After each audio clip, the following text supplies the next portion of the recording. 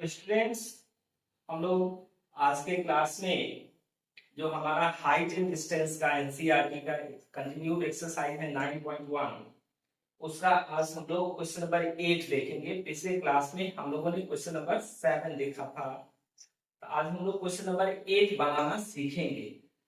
मैंने ये word use किया है सीखेंगे।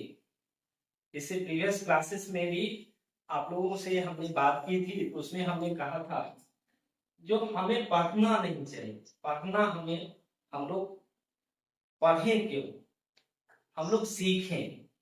सीखना एक अलग प्रोसेस है जिसमें हम लोग अगर एक छोटी सी चीज है उसमें फर्स्ट टाइम आपको सीखने में टाइम लगेगा, लेकिन जब आप उसको सीखेंगे उसके बेसिक जो छोटे छोटे यूनिट्स होते हैं उस पर ध्यान देने की जरूरत है। और उसमें कोई भी चीज आप ये मत सोचें कि नहीं यहाँ हमको अब कहीं पर है जो स्क्वायर रूट्स देखते हैं, क्लास 10 के बच्चे हैं वो स्क्वायर रूट्स निकालने में उनको प्रॉब्लम होती है। आपको अगर स्क्वायर रूट्स नहीं समझ में आता है तो आप स्क्वायर रूट सीखने की कोशिश करें कि उस स्क्वायर रूट को हम कैसे सीखेंगे। तो चलिए हम लोग इस क्वेश्चन को सीखें। ये क्वेश्चन हम लोग का क्वेश्चन नंबर 8 क्या कह रहा है, पहले उसको समझना होगा, उसके बाद उसका स्केच हम लोग तैयार करें। देखिए ये क्वेश्चन है, कहता है एक स्टैच्यू 1.5 मीटर टॉप। स्टैच्यू, ये वर्ड है स्टैच्यू। स्टैच्यू मतलब होता है मूर्ति, किसी भी चीज का मूर्ति हो सकता है, किसी भगवान का मूर्ति हो सकता है या किसी दूसरे व्यक्ति का मूर्ति हो सकता है। स्टैच्यू मतलब है मूर्ति। उसका हाइट, ये स्टैच्यू है तो उसका हाइट कितना दिया है तो 1.6 मीटर टॉल। टॉल मतलब लंबा, उसका लंबाई, उस मूर्ति की लंबाई कितनी है 1.6 metre. Now stands on the top of a pedestal. अब यहाँ एक वर्ड आया है पेडेस्टल। पेडेस्टल हम लोग किसको कहते हैं तो पेडेस्टल कहते हैं हम लोग जो कोई ऐसी ऊंची चीज जिस पर उस मूर्ति को रखा जाता है। आप देखेंगे भगवान की भी मूर्ति जो रखी जाती है या किसी भी चीज की मूर्ति किसी हाइट पर ऊंचा स्थान एक चबूतरा टाइप का बना दिया गया है, उसके ऊपर में उस मूर्ति को रखा जाता है, तो वो पेडेस्टल कहा जाता है, कोई भी ऊंचा। अब यहाँ मान लीजिए हम यहाँ इतने चौड़ाई में हम क्या करते हैं एक ऊंचा स्लैब टाइप का बना देते हैं और उसके ऊपर में मूर्ति। तो वही कह रहा है वो मूर्ति कहाँ रखी हुई है, एक पेडेस्टल पर रखी हुई। अब पेडेस्टल का हाइट नहीं दिया है, हाइट आपको किसका दिया, उस मूर्ति का स्टैच्यू का हाइट आपको दिया। अब नेक्स्ट ये फर्स्ट पार्ट हो गया, तो चलिए फर्स्ट पार्ट के अनुसार पहले हम लोग क्या करते हैं उसका फिगर बनाते हैं। ये तो हमको पता चल गया जो पहले एक पेडेस्टल है, ऊंचा चीज है और उसके ऊपर में क्या है एक मूर्ति रखी हुई इस तरह से। चलिए उसका हम लोग फिगर बनाते हैं, जितना हमको समझ में आया उसका हम लोग पहले वो काम कर लेते हैं। चलिए ये पेडेस्टल सपोज कीजिए ये हमारा पेडेस्टल है, ये पेडेस्टल हो गया, इतने हाइट का ये पेडेस्टल और इसके ऊपर में वो स्टैच्यू रखी हुई है। ये स्टैच्यू हमारा मतलब ये ए बी हमारा क्या हो गया, ये पेडेस्टल है और इसके ऊपर में ये स्टैच्यू है बी सी। अब स्टैच्यू का हाइट तो दिया हुआ है 1.6 मीटर टॉल, ये कितना है 1.6 मीटर टॉल। ये स्टैच्यू का हाइट आपको दिया है, इसका हाइट नहीं पता है, ठीक। तो ये पता चला, इसको हमने बना लिया। अब क्या करते हैं आगे चलते हैं। क्वेश्चन कहता है from A point on the ground, कहता है ग्राउंड पर।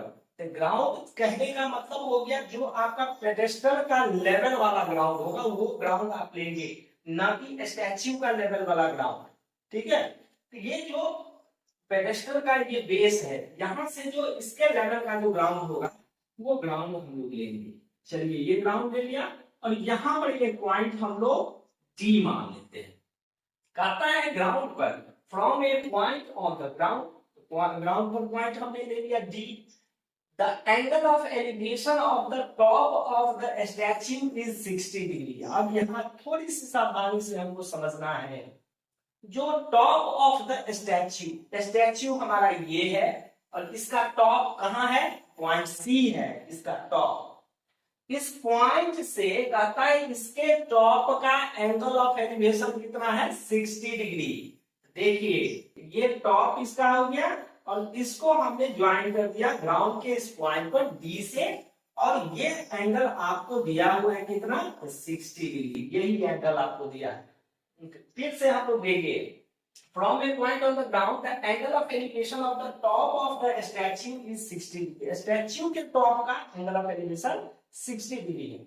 and from the same point, अब फिर से वो रिपीट कर रहा है from the same point, मतलब यही इस उसी पॉइंट से उसी बिंदु से, तो ये पॉइंट हम लोग का डी है जहां से इसके टॉप का एंगल ऑफ एलिवेशन 60 था।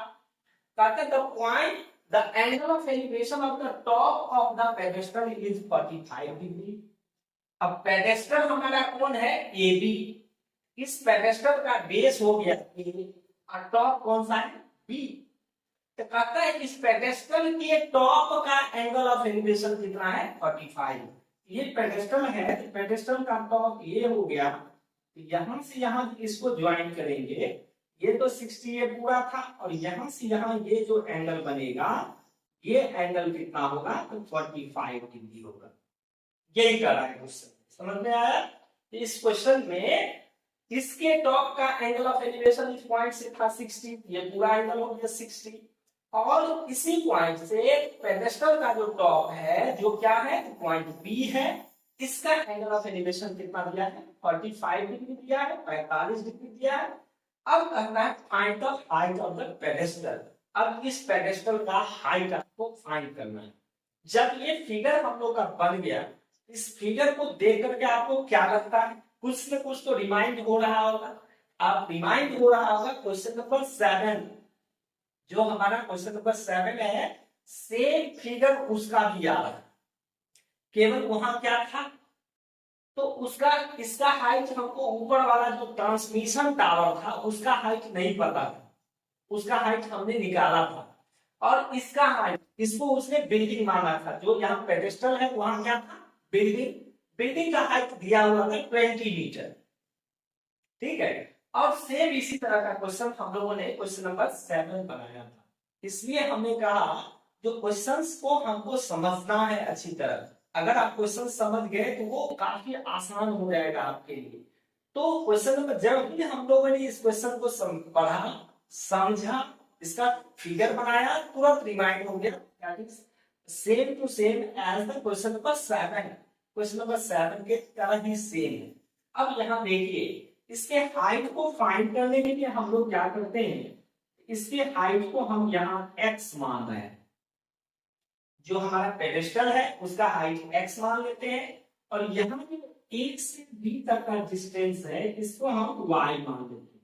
अब कहिएगा सर जे यहाँ, अब यहाँ फिर भी इस क्वेश्चन के भी परपेंडिकुलर और बेस वाला फार्मूला ही चलना है, क्यों यहाँ अब दो ट्रायंगल, सबसे पहले तो दो ट्रायंगल आपको लेने होंगे, कौन कौन सा जिसमें एंगल दिया होगा थीटा का वैल्यू 90 डिग्री तो कॉमन है, ये 90 डिग्री सबके लिए हो गया। तो यहाँ दो ट्रायंगल आप देख रहे हैं, राइट एंगल ट्रायंगल, ट्रायंगल मतलब राइट एंगल ट्रायंगल, दो है, एक है BAD, ये छोटा वाला ये 90 है, जिसका हाइपोटेनस हुआ BD, परपेंडिकुलर हो जाएगा AB और बेस हो जाएगा AD, क्योंकि एंगल हमारा ये है। दूसरा ट्रायंगल राइट एंगल ट्रायंगल कौन सा है CAD बड़ा, जिसका थीटा है 60, परपेंडिकुलर ये हो गया टोटल AC, हाइपोटेनस हो गया CD और बेस यही AD होगा। इस दोनों ट्रायंगल में हमारे कहने का मतलब ये AD साइड जो है वो कॉमन है, जिसका वैल्यू हमको पता नहीं है। तो हम लोग क्या करेंगे, पहले ये ट्रायंगल से इस दोनों के बीच एक रिलेशन निकालेंगे। क्वेश्चन नंबर 7 में आपके दिमाग में ये भी क्वेश्चन आएगा कि सर इस छोटे से ट्रायंगल में हमको तो उसमें पिछले क्वेश्चन नंबर 7 में ये बिल्डिंग का हाइट दिया था 20 मीटर, तो हमने इसको यूज कर लिया, यहाँ से हमको इसका बेस का वैल्यू मिल गया था, लेकिन यहाँ तो इसका भी हाइट नहीं दिया है, तब हम लोग इसी को क्यों निकालेंगे। इससे क्या होगा, जब आपको इस x और y के बीच में एक रिलेशन आए, जिस रिलेशन को जब बड़ा वाला ट्रायंगल लेंगे उसमें y की जगह पर आपको वो वैल्यू पुट करना, उससे क्या हो जाएगा y एलिमिनेट हो जाएगा और x का वैल्यू हम लोग फाइंड कर पाएंगे। तो हम लोग चलिए अब इस दोनों ट्रायंगल के बेसिस पर इसको सॉल्व करेंगे। चलिए सबसे पहले BAD ट्रायंगल लेंगे, उसके लिए पहले मान लेते हैं लेट हाइट ऑफ जो निकालना है pedestal, pedestal height of pedestal ये हमने मान लिया x, जो क्या है हमारा AB पेडेस्टल है। एकदम क्लियर लिखना है, जितना क्लियर आप लिखेंगे उतने अच्छे मार्क्स आपको मिलेंगे। हाइट को हमने x मान लिया एंड जो हमारा AD है इस AD को हमने क्या मान लिया y मान लिया। अब चलिए ये ट्रायंगल लेंगे BAD ट्रायंगल, यहां चलिए हम लोग लिखेंगे इन ट्रायंगल इसमें BAD। अब ये BAD ट्रायंगल आ गया, परपेंडिकुलर है, ये बेस है, तो फॉर्मूला कौन सा चलेगा, तो tan या cot, tan होता है p by b, cot होता है b by b। चलिए यहाँ tan वाला फॉर्मूला यूज करते हैं, या चलिए tan का ही फॉर्मूला यूज करते हैं। तो यहाँ tan थीटा, थीटा इस ट्रायंगल में कितना है, इस ट्रायंगल में है 45 डिग्री, तो थीटा का वैल्यू आप 45 डिग्री दे दीजिए। और tan theta equals to formula होता है p by b, तो परपेंडिकुलर इसका कौन सा हो गया AB और बेस कौन सा है AD। अब tan 45 का वैल्यू, तो tan 45 का वैल्यू 1, ये हो गया हमारा 1। और ये AB को हमने कितना माना है x, AD को कितना माना है y। अब यहाँ 1 का मतलब हो गया 1 by 1, अब इसको क्रॉस मल्टीप्लाई करना है, x को भी 1 से y को भी 1 से, दोनों को मल्टीप्लाई करेंगे आप, x इक्वल्स y, आपको आ जाएगा x और y दोनों का वैल्यू सेम आ गया। अब हमने कहा था इसका रिलेशन आएगा। अब क्या होगा, आगे जहां पर भी चाहिए किस चीज का वैल्यू, x का वैल्यू, हम लोग क्या करेंगे जहां आगे y आ जाएगा एक्स्ट्रा में, y की जगह x डाल देंगे, क्योंकि यहाँ हमने दिखा दिया x और y दोनों का वैल्यू क्या है सेम। ये ट्रायंगल हमने BAD ले दिया, और दूसरा ट्रायंगल जिसमें 60 डिग्री थीटा दिया है वो है CAD। अब हम लोग लेंगे इन ट्रायंगल कौन सा CAD। अब CAD में इसमें ये परपेंडिकुलर हो गया और ये हमारा बेस हो गया, तो परपेंडिकुलर का ही पार्ट है x जिसका वैल्यू निकालना है, ये हो जाएगा हमारा। तो यहाँ क्या हो जाएगा tan थीटा, थीटा का वैल्यू इस ट्रायंगल में कितना है 60, फार्मूला वही चलेगा p by b, और इसमें परपेंडिकुलर क्या हो गया, परपेंडिकुलर हो गया C से A तक, ये CA या AC जो लिखे आप, बाय क्या हो जाएगा AB। अब इसमें देखिए tan 60, तो tan 60 का वैल्यू कितना होता है, तो √3 इक्वल्स AC। अब AC देखिए ये टोटल है AC, जो AC बनेगा क्या, यहाँ x है यहाँ 1.6, दोनों को ऐड कर देंगे तो AC बन जाएगा। इसके AC के बदले में हम लिखेंगे x plus 1.6 divided by AD कितना है हमारा y।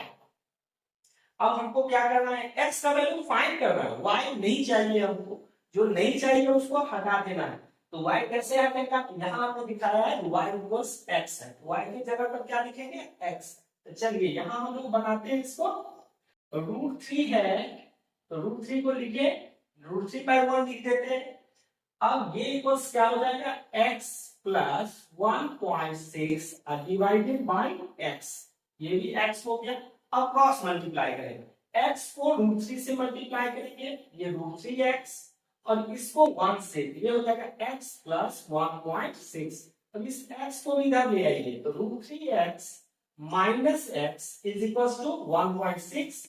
अब इस दोनों में देखिए x कॉमन है, कॉमन ले लीजिए, x कॉमन लेंगे तो यहाँ बचेगा हमारा √3 और यहाँ बच जाएगा -1, क्योंकि x अकेले था, तो x का मतलब x इंटू 1, तो x निकल गया 1 बच गया आप लोगों को इक्वल्स टू 1.6, तो x इक्वल्स क्या हो जाएगा 1.6 डिवाइडेड बाय √3 माइनस 1। तो यही हम लोग का x क्या था, हाइट ऑफ द पेडेस्टल जो निकालना था। देखिए आप इतना पढ़िए, इसको छोड़ देंगे तो वो भी हमारा सही होगा, लेकिन जनरली हम लोग क्या करते हैं इसको रेशनलाइज करते हैं, हरों का परमेयीकरण हम लोग करते हैं। जो नीचे रूट वाला नंबर है उसको एलिमिनेट करना है, उसके लिए क्या करते हैं उसके अपोजिट साइन वाले से हम लोग मल्टीप्लाई करेंगे। यहाँ हमारा डिनोमिनेटर में है √3 - 1, इसको √3 + 1 से आप ऊपर और नीचे दोनों को मल्टीप्लाई करें। तो इसको क्या करेंगे हम लोग, √3 + 1 डिवाइड √3 + 1, इसको मल्टीप्लाई कर ले। x इक्वल्स हो गया 1.6 इंटू √3 + 1, और ये हमारा हो जाएगा, अब यहाँ क्या हो जाएगा, √3 हो गया हमारा a और 1 हो गया b, ये हो गया हमारा a + b into a - b। तो क्या होता है फॉर्मूला, a² - b²। a² का मतलब हो गया √3 का स्क्वायर -1 का स्क्वायर। अब चलिए ये कितना हो जाएगा हमारा 1.6 इंटू √3 + 1 डिवाइडेड बाय √3 का स्क्वायर 3, और ये हो जाएगा -1, 3 - 1। तो अब इसको सॉल्व करना होगा हम लोग को।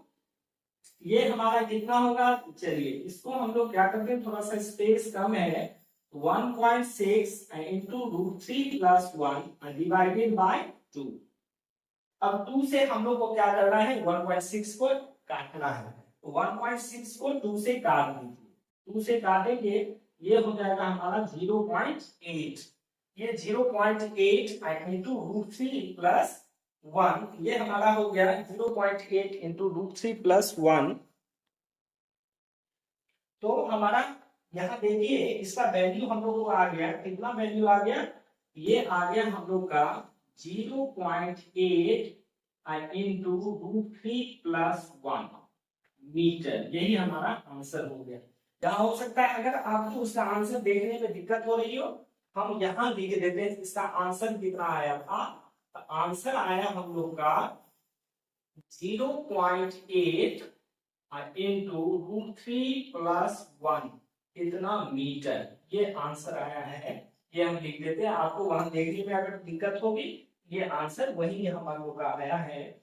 ये हम लोग का क्या निकालना था, हाइट ऑफ द पेडेस्टल, जिसको हमने x माना था, और वही x का वैल्यू हम लोग को कितना आया, x इक्वल्स टू आ गया 0.8 इंटू √3 + 1 मीटर।